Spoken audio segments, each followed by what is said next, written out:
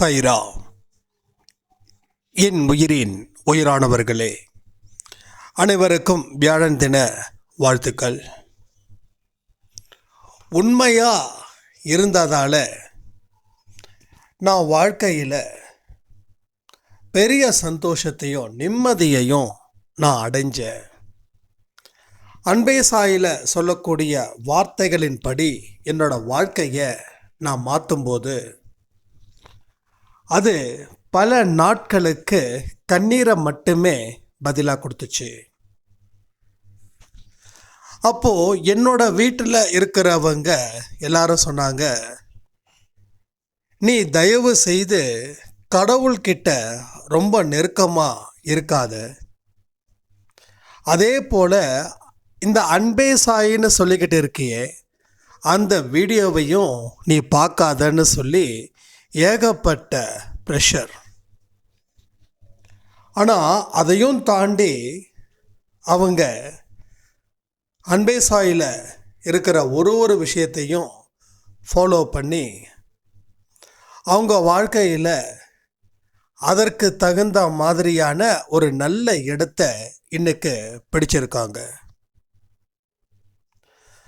அவங்க சொன்னது ஒன்று தான், என் வாழ்க்கையில் நிறைய தப்பு செஞ்சேன், நிறைய பொய்கள் சொன்னேன். அது அந்த நேரத்தில் எனக்கு ரொம்ப சந்தோஷத்தையும் ரொம்ப சேஃப்டியையும் ரொம்ப ஒரு மன நிறைவையும் கொடுத்துச்சு. ஆனால் அதுக்கப்புறம் என் வாழ்க்கையில் பல துன்பங்கள் வந்துச்சு. அந்த துன்பங்கள் ஏன் இப்படி வருதுன்னு எனக்கு புரியலை. ஏன்னா நான் செஞ்சது தப்புன்னு கூட எனக்கு புரியலை. அதுக்கப்புறமா என்னுடைய ஊரில் இருக்கிற ஒரு சித்தி, இதை பாரு, ஒரு வீடியோ அனுப்புகிற, அதை பிடிச்சி இருந்தால் பாரு, பிடிக்கலைன்னா விட்டுடு அப்படின்னு சொன்னாங்க. அப்போ நான் சொன்னேன், இல்லை சித்தி, நான் ஆல்ரெடி ரொம்ப கஷ்ட காலத்தில் இருக்க, நீங்கள் என்ன வீடியோ அனுப்பினாலும் அதை கேட்கக்கூடிய மனநிலையில் கூட நான் இல்லை, அதனால் நீங்கள் அனுப்பாதீங்க அப்படின்னு. ஆனால் அவங்களும் நம்ம ஆடியோவை அனுப்பிக்கிட்டே இருந்திருக்காங்க. ஒரு நாள் அவங்க சட்டுன்னு ஒரு ஹெட்டிங் டைட்டில் அவங்க கண்ணில், இவங்க அனுப்பின ஒரு ஆடியோவில் அந்த டைட்டில் அவங்க மனசுக்குள்ளே என்னமோ ஒரு தாக்கத்தை ஏற்படுத்துச்சு. அந்த டைட்டில் இத்தனைக்கும் ஒரு பெரிய நெகட்டிவாக தான் இருந்துதான். நல்லா புரிஞ்சுக்கோங்க. சில பேர் சொல்கிறீங்கல்ல, ஏன் நெகட்டிவ் டைட்டில் போடுறீங்க அப்படின்னு. நாம் நெகட்டிவில் தான் அதிகமாக இருக்கோம். அப்போ அதற்கு தகுந்த மாதிரி தானே டைட்டில் போடணும். நம்ம பேசக்கூடிய கான்செப்ட் என்னவோ அதை பேஸ் பண்ணி தான் நம்ம டைட்டில் கொடுக்குறோம். பேசுகிறதுக்கும் உள்ளுக்குள்ளே இருக்கக்கூடிய இன்ஃபர்மேஷனுக்கும் சம்பந்தத்தை வச்சு தான் நம்ம டைட்டில் கொடுக்குறோம். அப்போது நாம் எங்கே இருந்து உருவாகி இருக்கோம் அப்படின்னா, ஒரு நெகட்டிவ்ல இருந்து தான் நம்ம உருவாகி இருக்கோம். பிறப்பை பற்றி சொல்லலை, அது ஒரு புனிதமானது.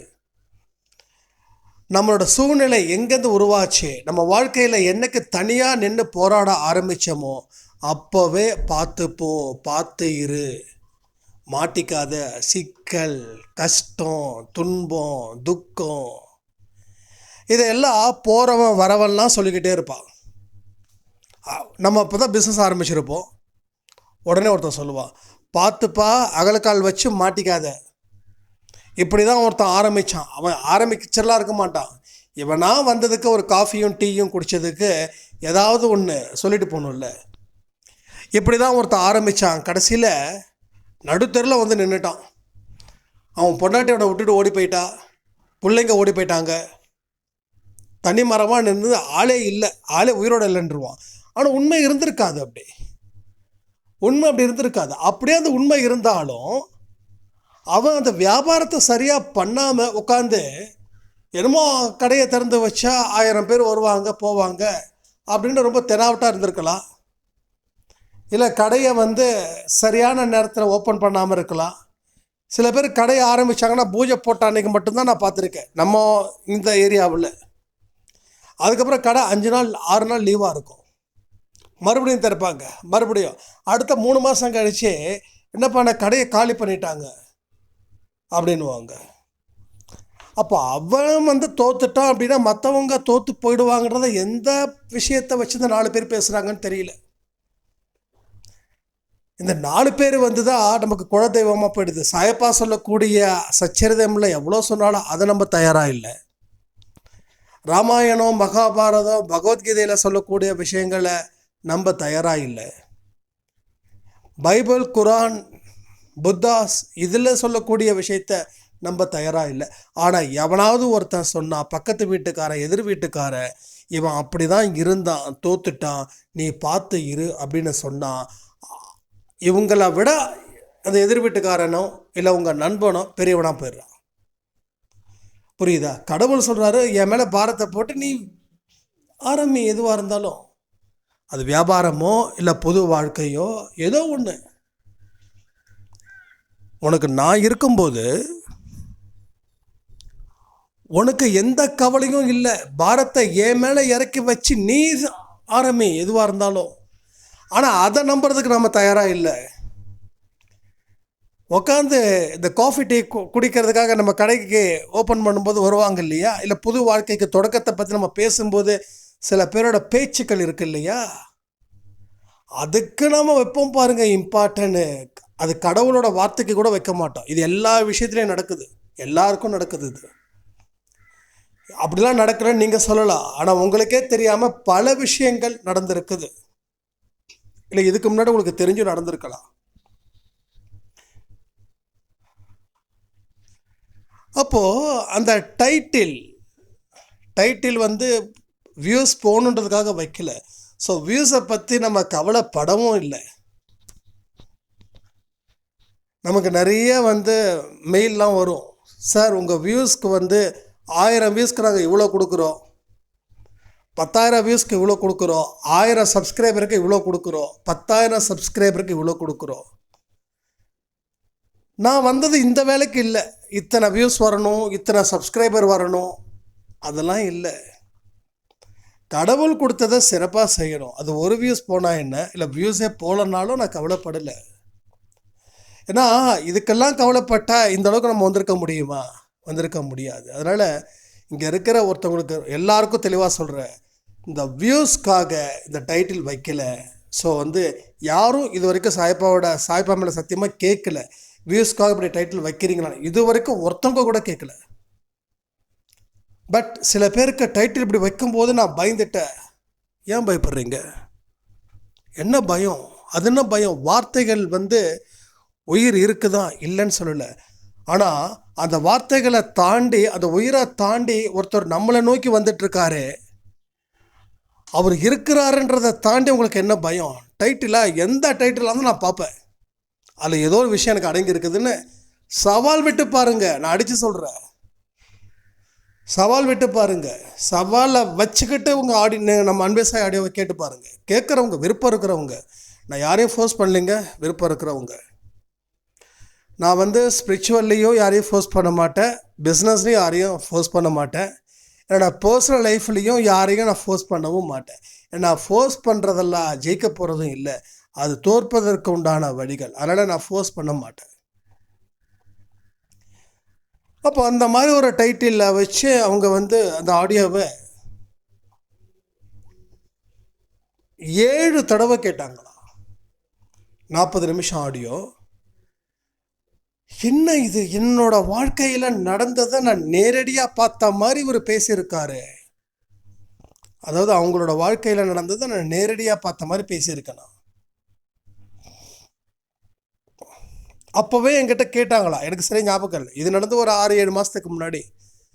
உங்களை எனக்கு தெரியுமா, நீங்கள் என்ன பார்த்துருக்கீங்களா, என் லைஃப்பில் நடந்த விஷயத்தை எப்படி நீங்கள் அப்படியே தெளிவாக சொல்கிறீங்க, எனக்கு ஒன்றும் புரியல, உங்கள் பேர் அதுதானே, உங்கள் பேர் இது தானே அப்படின்னாங்க.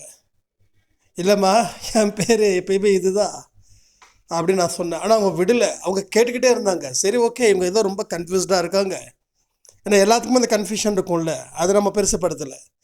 இல்லைம்மா இதான் என்னோடய ஃபோட்டோ, இதுதான் ஸ்டேட்டஸில் வச்சு இது உங்கள் ஃபோட்டோவா, இது உங்கள் ஃபோட்டோ இல்லையே அப்படின்னாங்க.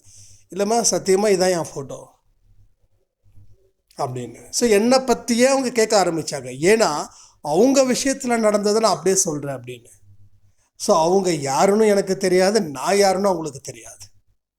அதுக்கப்புறம் தான் அவங்க நம்பினாங்க. நம்ம சில வீடியோஸ்லாம் கொடுத்தோம் இல்லையா, அந்த வீடியோஸை பார்த்து தான் அவங்க நம்பினாங்க. சாரி சாய்ராம், நான் வந்து ரொம்ப தொல்லை பண்ணிட்டேன். ஏன்னா என் வாழ்க்கையில் நடந்த விஷயத்த அப்படியே அந்த ஆடியோவில் நீங்கள் சொல்லியிருக்கீங்க, என்னால் நம்பவே முடியல.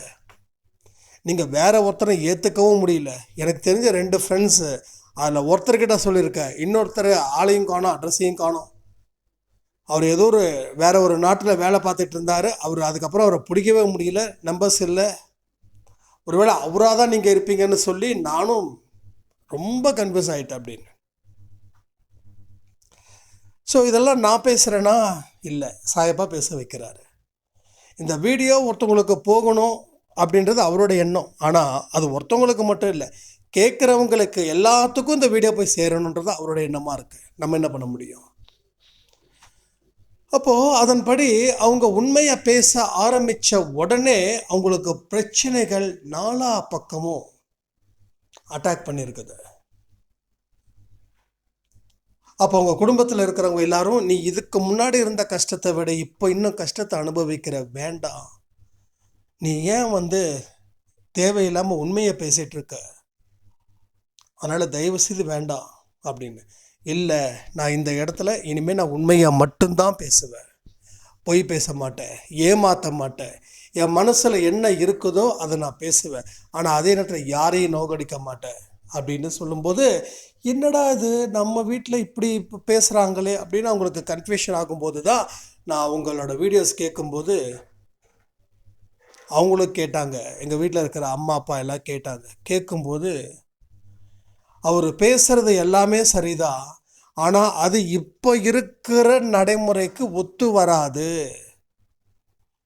அதனால் அவர் பேசுகிறது கேட்காது அப்படின்னாங்களாம். இல்லைம்மா, நான் கண்டிப்பாக கேட்பேன், இதனால் என்ன ஆனாலும் பரவாயில்ல, என் மனசில் வந்து எப்படி இருக்கணும், நான் இவர் சொன்ன மாதிரி இருந்திருந்தா என் வாழ்க்கையில் இந்த பிரச்சனை வந்திருக்காது. ஸோ இனிமேலாவது சாயப்பாவா எனக்கு இந்த ஒரு வார்த்தைகளை என் காதுக்கு கொண்டு வந்து சேர்க்குறாங்கன்னு நினச்சி அதன்படி என்னோடய வாழ்க்கையை வாழ போகிறேன், இதில் என்ன கஷ்டப்பட்டாலும் அந்த கஷ்டத்தை தாங்க போகிறேன் அப்படின்னு சொன்னதுக்கப்புறம் பயங்கரமாக ஃபோர்ஸ் பண்ணியிருக்காங்க, இந்த வீடியோ கேட்கக்கூடாது, அன்பே சாய் ஆடியோவை கேட்கக்கூடாதுன்னு. இவங்க யாருக்கும் தெரியாமல் நைட்டு எல்லாம் தூங்குனதுக்கப்புறம் ஹெட்ஃபோனில் கேட்டுக்கிட்டு, அப்போயும் என்ன பார்க்குறேன்னா டக்குனது சாங்குக்கு அப்படியே மாற்றி விட்ருவாங்களா, சாங்கு தான் கேட்குது பார்த்துக்கோங்க அப்படின்னு. ஸோ இன்றைக்கி அவங்களுக்கு வாழ்க்கையில் இனி கஷ்டமே எனக்கு இல்லைண்ணா, இனி நான் வந்து எவ்வளோ கஷ்டம் வந்தாலும் பார்த்துடலாம், ஏன்னா தாண்ட முடியாத கஷ்டத்தையும் நான் பார்த்துட்டேன், இனி கஷ்டம் வந்தால் கஷ்டமாக எனக்கான்னு கேட்குற அளவில் தான் என் வாழ்க்கை இருக்குது, இனிமே பக்காவாக பர்ஃபெக்டாக என் வாழ்க்கையை வாழ்ந்துக்கிட்டு இருக்கேன், இனியும் நான் சிறப்பாக இருப்பேன். நீங்கள் தயவு செய்து லேட் பண்ணாதீங்க, அன்பே சாய் குடும்பத்தை எல்லோரும் மீட் பண்ணுற மாதிரி ஒரு டைமிங் ஒன்று வைங்க, கண்டிப்பாக நான் வந்து பேசணும், எனக்கு ஒரு ஸ்டேஜ் மைக்கும் கொடுத்தீங்கன்னா நான் ஒரு நாள் ஃபுல்லாக பேசுவேன், ஏன்னா அவ்வளோ பேச வேண்டியது இருக்குது. என் வாழ்க்கையில் இதுக்கு முன்னாடி நடந்தது, அன்பே சாய் குடும்பத்துக்கு அப்புறம் வந்த மாற்றங்கள், இன்றைக்கி நடந்துக்கிட்டு இருக்கக்கூடிய விஷயம், இதை பேசுகிறதுக்கு ஒரு நாள் ஆகும் அப்படின்னு உரிமையோட அந்த மகிழ்ச்சியின் வெளிப்பாடோட அவங்க பேசினாங்க. ஸோ முடியாதுன்னு நினைக்கிறவங்க ஒன்றுமே பண்ண முடியாது, முடியும் அப்படின்னு நினைக்கிறவங்க எல்லா சவால்களையும் ஏற்றுக்கொள்ளக்கூடியவர்களே, எல்லா சவால்களையும் ஏற்றுக்கிறாங்க, எல்லா சவால்களையும் ஏற்றுக்கிட்டவங்க தான் முடியும்னு வராங்க. முதல்ல நம்ம வாழ்க்கையை நம்ம ஆரம்பிக்கும் போது அதில் இருக்கக்கூடிய பிரச்சனைகளை நீங்கள் சமாளித்ததுக்கு அப்புறம்தான் சாயப்பா உங்களை வந்து அடுத்த இடத்துக்கு நகர்வுகளை கொடுப்பார். ஏன்னா நீங்கள் போய் சிக்கிக்கிட்டீங்க. சிக்கின நீங்கள் அதிலிருந்து மீண்டு வருவதற்கு முயற்சிகள் செய்யணும். அதுக்கு தகுந்த மாதிரி உழைக்கணும். அதுக்கு தகுந்த மாதிரி தியாகம் செய்யணும். நம்ம சொல்லக்கூடிய ஒரு விஷயத்தையும் நோட்ஸ் எடுத்து அதை அதை அதை மீறாமல் எதையுமே அவங்க செய்கிறதில்லை. அப்படிப்பட்ட ஒரு விஷயத்தில் இருக்கும்போது அவங்களுக்கு இன்றைக்கி வாழ்க்கையில் அத்தனை பிரச்சனைகளையும் தாண்டி இன்றைக்கி அவங்க ஒரு சுதந்திரமான மனுஷியாக அவங்க வாழ்க்கையில் 2வது வாழ்க்கை, அதாவது செத்து பொழைச்சி வந்திருக்க உங்களை மாதிரி அப்படின்னாங்க. நான் சொல்லியிருக்கேன் இல்லையா, செத்து பொழைச்சி தான் நானும் வந்திருக்கேன். ஸோ எல்லாருமே அது மாதிரி தான் ஒரு பெரிய பிரச்சனையில் இருந்து மறுபடியும் புது வாழ்வு அமையறதுன்றது பெரிய விஷயம். இது கடவுளோட ஆசை இல்லாமல் இங்கே நடக்கவே நடக்காது. அது பொறுத்த வரைக்கும் 100% நம்ம சொல்லலாம். கடவுளோட ஆசை இருந்தால் மட்டும்தான் அது நடக்கும். ஏன்னா நிறைய பேருக்கு பிரச்சனைகள் வந்துடுச்சுனாவே காணாமல் போயிடுவாங்க. ஆனால் எந்த அளவுக்கு பிரச்சனைகள் இருந்ததோ அதை விட 10 மடங்கு வந்து நிற்கிறாங்க அப்படின்னா கடவுளோட ஆசை இல்லாமல் எதுவும் நடக்காது. அப்போ கடவுளோட ஆசையை யார் பெறுவது, யாரெல்லாம் பெற முடியும் அப்படின்ற கேள்விகளும் இங்கே இயல்பாக இருக்குது. எல்லாருமே பெற முடியும். எப்படி பெற முடியும்னா, நீ ஒரு விஷயத்தை தேடி போகும்போது, நல்லதை நினைக்கும்போது, நல்லதை செய்யும்போது, அது மூலமாக உனக்கு கஷ்டங்கள் துன்பங்கள் நிச்சயமாக அதிகரிக்கும். அதிகரித்ததுக்கு அப்புறம்தான் உனக்கு கீழே இறங்கும். ஒன்றும் இல்லை, கொரோனா முதல் அலை எப்படி இருந்தது? ஒன்றுமே புரியல யாருக்குமே. அதாவது பக்கத்து வீட்டுக்காரன் நல்லா இருக்கணும்னு நினச்சது அந்த கொரோனாவில் மட்டும்தான். பக்கத்து வீட்டுக்காரன் நல்லா இருக்கணும், யாருக்கும் என் ஊரில் இருக்கிறவனுக்கு கொரோனா வரக்கூடாது, என் தெருவில் இருக்கிறவனுக்கு கொரோனா வரக்கூடாது. அவங்கவுங்க ஊரில் இருக்கிற கொரோனாக்கு எத்தனை பேர் வந்திருக்க, சென்னையில் ஐயோ இத்தனை பேரா, அப்பா சென்னையில் தான் வந்ததுப்பா, என் ஊர் கம்மி தான்ப்பா அப்படின்னு நினைக்கும் போது நம்ம ஊரில் வந்துருச்சுன்னு வச்சுக்கோ, ஐயோ நம்ம ஊரில் இவ்வளோ தூரம் வந்துருச்சா, சரி ஓகே நம்ம ஏரியாவுக்கு வரக்கூடாது, நம்ம தெருவுக்கு வரக்கூடாது. ஏன்? அடுத்தவன் நல்லா இருந்தால் தான் நீ நல்லா இருப்ப. புரியுதா உங்களுக்கு? அடுத்தவன் நல்லா இருந்தால் தான் உன்னால் நல்லா இருக்க முடியும் அப்படின்றத கொரோனா நமக்கு ரொம்ப ஈஸியாக கற்றுக் கொடுத்துச்சு. அப்போ அதே மாதிரி வாழ்க்கையில் எவ்வளோ போராட்டத்தை நான் போராடினாலும் அது எல்லாமே என்னோட நல்லதுக்கு. நான் இதில் இருக்கக்கூடிய கஷ்டத்தை நிச்சயமாக அனுபவிப்பேன், அது எனக்கு நல்லதுக்கானது தான். அந்த நிலையில் நம்ம வாழ்க்கையை தொடங்கணும் அப்படின்னா நாம் இருக்க வேண்டிய இடம் பெரிய இடத்துல இருப்போம். ஸோ உண்மைக்கு அவ்வளோ வேல்யூ. ஆனால் மற்றவங்க சொல்லுவாங்க, கடவுள்கிட்ட அதிகமாக போவாத, கொஞ்சம் டிஸ்டன்ஸை மெயின்டைன் பண்ணு. கடவுள்கிட்ட அதிகமாக போனால் இன்னும் ஒரு 10 பேரை காட்டுவாங்க, சாமி சாமின்னு கூப்பிட்டு என்ன ஆச்சு தெரியும்ல, அந்த ஆள் முடிஞ்சே போயிட்டான் அப்படின்வாங்க. இதெல்லாம் நம்ம பக்கத்தில் இருக்கிறவங்க குழப்புறது, நம்மளை குழப்பிக்கிட்டே இருப்பான். நம்மளை அதை கலங்குவார்னு சொல்லுவாங்க. கலக்குவார் இருக்கும்போது கலங்குவார் இருந்துக்கிட்டே இருப்பான். ஒருத்தன் குட்டையை கலப்புவான், அது குட்டையை கலக்கும்போது நம்ம கலங்கி போயிடுவோம். என்னடா அது இப்படி வந்து, ஆமாம் நம்ம மாட்டிக்கிட்டோமா. அன்பேசாய் ஆடியோ பார்க்காத வரைக்கும் நம்ம நல்லா தானே இருந்தோம். சாயப்பா கிட்ட ரொம்ப டீப்பாக போகாத வரைக்கும் நல்லா தான் இருந்தோம். ஆனால் இன்றைக்கி பாரு எவ்வளோ கஷ்டங்கள் வந்திருக்கு. அப்பா சாமி வேண்டாம் சொன்னவங்க ஜாஸ்தி. நான் இப்போயும் சொல்கிறேனே, சொன்னவங்க ஜாஸ்தி. அண்ணே என்னென்ன இப்படிலாம் டைட்டிலாம் வைக்கிறீங்க, எனக்கு பார்க்குறதுக்கு பயமாக இருக்குது. சரி ஓகே, நோ ப்ராப்ளம். அப்போ நீங்கள் பார்க்கணுன்றதுக்காக, அட்ராக்ட் பண்ணணுன்றதுக்காக நான் வைக்கக்கூடாதுல்ல. எது உண்மையோ அதுதானே நம்ம பேசணும். ஸோ இது மார்க்கெட்டிங் இல்லைல்ல, இது ஒரு ரியாலிட்டிக்கு நம்ம பேசுகிறோம். அப்போது எல்லா விஷயத்தையும் தான் பேசுகிறோம். 7 நாளில் உனக்கு குணமாகுதுன்னா அதுக்கு உண்டான விஷயத்தையும் நம்ம செய்கிறோம். 48 நாட்களில் உன்னோட நோய் தீரும் அப்படின்னு நம்ம சொல்லியிருக்கோம். நோயோட தாக்கம் தீரும். ஏன்னா சில நோயெல்லாம் அவ்வளோ சீக்கிரம் தீராது இல்லையா. அது ஒரு பெரிய பிரச்சனையை கொடுக்கும். அது ஸோ இதை பேஸ் பண்ணும்போது நம்மளால் எதையுமே செய்ய முடியாமல் போயிடும். அதுக்கு தகுந்த மாதிரி நாம் ரெடி பண்ணுறது தான் நம்மளோட புத்திசாலித்தனன்றது. ஸோ இதை நாம் உருவாக்க முயற்சிகள் செய்யணும். ஸோ இந்த மாதிரியான விஷயங்களை நாம் தினந்தோறும் செய்யும்போது தான் நம்மளோட வல்லமை அப்படின்ற ஒரு விஷயம் இருக்குது, அது நமக்கு இறங்கும். இல்லைன்னா நமக்கு பல தரப்புலையும் பலவிதமான குழப்பங்களும் நமக்கு வந்துக்கிட்டே இருக்கும். நம்மளை போட்டு பயப்படுத்திக்கிட்டே இருப்பாங்க. ஒரு ஸ்டேஜுக்கு மேலே நம்மளை வளர விடவும் மாட்டாங்க. ஸோ இதெல்லாம் முடிவு பண்ணி நம்ம வாழ்க்கையை வாழ்ந்து சாதிக்க வேண்டிய பொறுப்பில் நாம் இருக்கிறோம். இதை நீங்கள் நல்லபடியாக உங்கள் வாழ்க்கையை மாற்றுவதற்கு உண்டான ஆடியோவை நினச்சி ஒரு நொடியையும் நீங்கள் சரியான முறையில் வாழ்ந்து சாதிக்கணும்னு சொல்லி இந்த ஆடியோவை முடிக்கிற. ஜெய் சாய்ராம்.